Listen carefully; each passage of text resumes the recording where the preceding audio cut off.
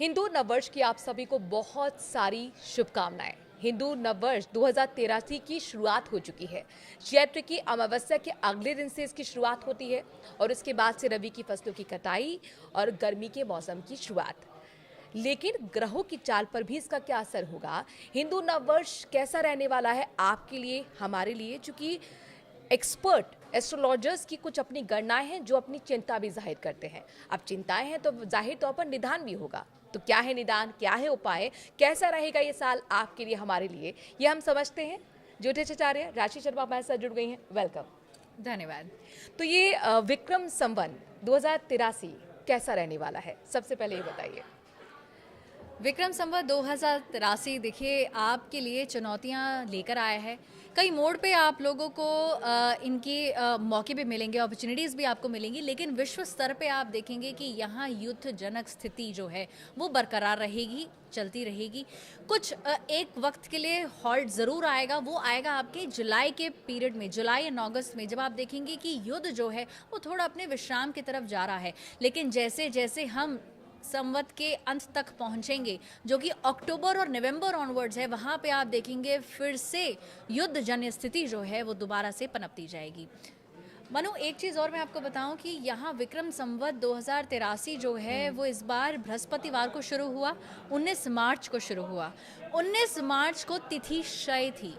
ऐसा करने से एक तो साल के जो संवत के जो राजा हैं वो बृहस्पति देव बनते हैं, साथ ही साथ इस साल का जो नाम है वो रौद्र आया है। तो रौद्र के नाम से ही हमें पता चलता है कि कैसी घटनाएं हमारे इस विक्रम संवत में होने वाली है, इस साल होने वाली है।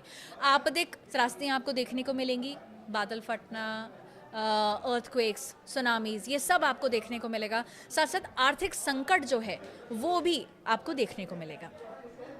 लेकिन इन सब के बीच में कुछ योग भी बन रहे होंगे, तो वो कौन से योग हैं, शक्तिशाली योग कौन सा है, इसका असर क्या पड़ने वाला है?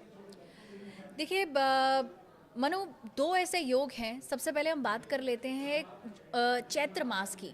चैत्र मास में चतुर्ग्रही योग बन रहा था एकादश भाव में, कुंभ राशि में, और अब ऐसा मिलन जो कि शनि, मंगल और सूर्य का, वो मीन राशि में होने के लिए जा रहा है। 2 अप्रैल को मीन राशि में मंगल देव प्रवेश करेंगे और यहाँ जाने से कम 14 अप्रैल तक, जब तक सूर्य अपनी राशि परिवर्तन नहीं कर लेते, तब तक ये आपको एक षडाष्टक योग के सामने आएगा।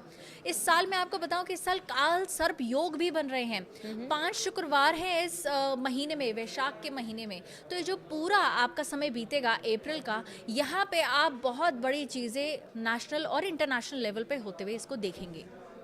तो फिर इसके लिए क्या उपाय किए जाने चाहिए कि बेहतर स्थिति हो पाए आम लोगों के लिए? देखिए, सबसे पहले तो मैं आप सभी लोगों को कहूँगी कि चाहे आपकी राशि जो भी हो, लगन की राशि या फिर चंद्र की राशि, इतना ज़रूर जान लीजिए कि ये साल जो है वो बृहस्पति देव का है। तो देखिए, और धर्म से जुड़ा कर्म कीजिए।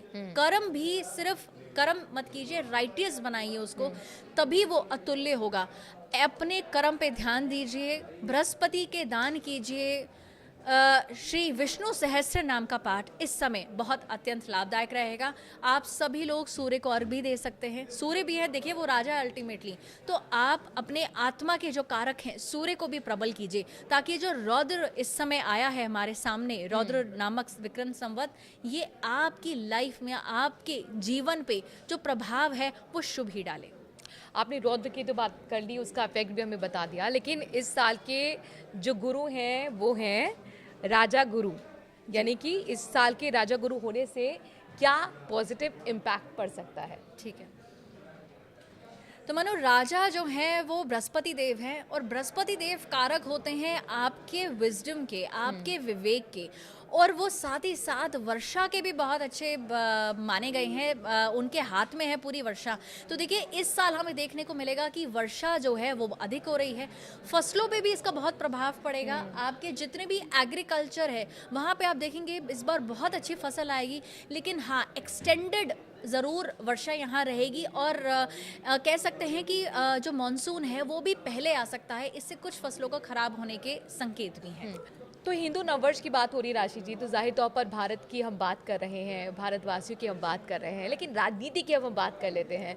5 राज्यों के चुनाव भी होने वाले हैं, तो इसमें आप क्या देख पा रही हैं? मनु, ऐसे 5 राज्यों में से 2 राज्य तो डेफिनेटली ऐसे हैं जहाँ पे भाजपा का आना, संगठन होना, भाजपा की अपनी सरकार आना, वो देखिए बिल्कुल तय है। क्योंकि इस समय जो भारत की कुंडली है, साथ ही साथ आप नरेंद्र मोदी जी की भी अगर कुंडली उठा के देखेंगे तो ऐसे योग हैं कि यहाँ पे सत्ता परिवर्तन बिल्कुल है।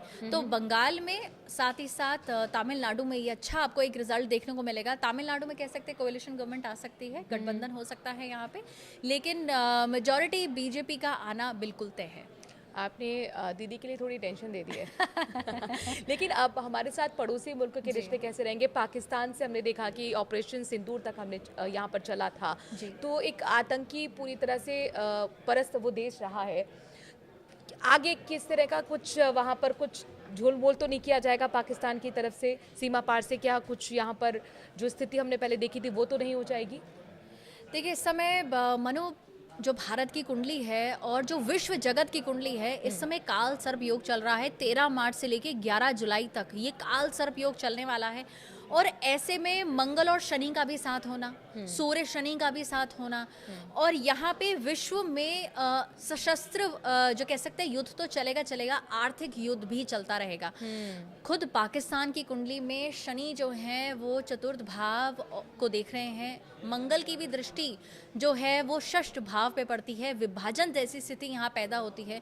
तो पाकिस्तान आप देखेंगे मनो कि बिल्कुल अपनी आर्थिक स्थिति की जो तंगी है उसके बिल्कुल न्यूनतम पे पहुंच चुका है, स्तर पर पहुंच चुका है।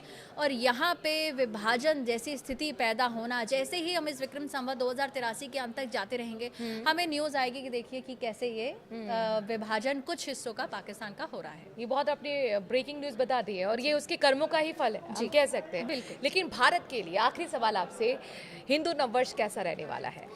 हिंदू नववर्ष 2083 देखिए बहुत ही ज़्यादा महत्वपूर्ण, बहुत ही ज़्यादा आप कह सकते हैं मिसाल देने वाला साल रहेगा पूरे भारतवासी के लिए। देखिए, यहाँ पे नेशन फर्स्ट, अपने आप से पहले, अपने रिलीजन से पहले, अपने जो आपका देश है उसको पहले रखना, वो यहाँ पे मिसाल दी जाएगी पूरे जगत में भारत की।